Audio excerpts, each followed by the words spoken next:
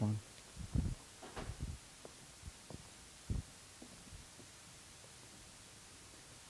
Hi, I'm Lucas Groves, and I want to talk about the importance of voter education.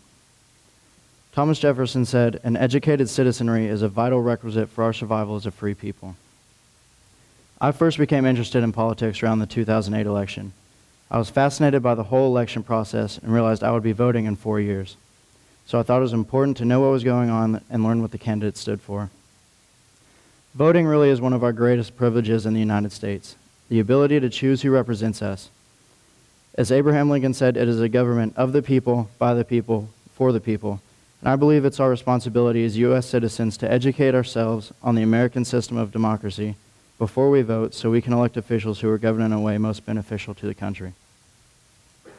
When voters are not informed, they cast their votes based on their impression or perception of a candidate instead of on their policies.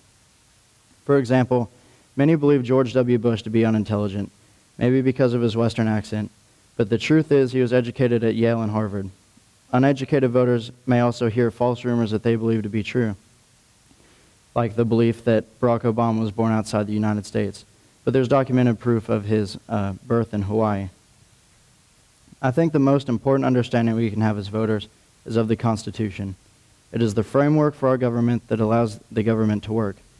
When we understand the Constitution, we understand what sort of principles our elected officials need to have so our government can operate as it's meant to. Unfortunately, there are a large number of voters who are uninformed. Winston Churchill said, "The best argument against democracy is a 5-minute conversation with the average voter." But there are many ways to become informed. Possibly the most accessible and the method I use most often is television news. But you should be careful because some of the networks tend to put a spin on the news they report, like Fox News, the conservative or Republican news channel, and MSNBC, the liberal or Democratic news channel.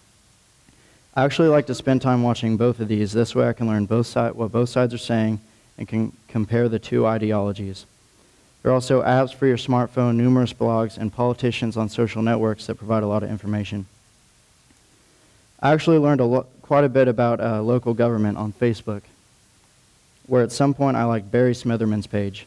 Just by looking at his profile, I learned that Barry Smitherman is the Texas Railroad Commission chairman, and most importantly, that the Railroad Commission deals with energy and resources in the state of Texas and has nothing to do with the railroad.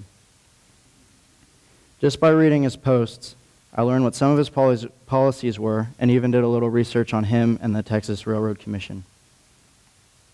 Now, this most recent election was my first time to vote. There. It was exciting, but when I got to the president, senator, and congressman spots on the ballot, I felt kind of guilty because I didn't know who any of the candidates were, what they stood for, or even what the positions were. But when I got to Texas Railroad Commission chairman, which was about one race out of 40, I was proud of myself because I was able to confidently cast a vote because I had taken the time to educate myself. I could vote for who I actually thought would do the best job, not just guess based on their name or their party affiliation. I hope in coming elections, new young voters will find importance in becoming informed so we can continue to elect strong leaders to govern this country. Thank you.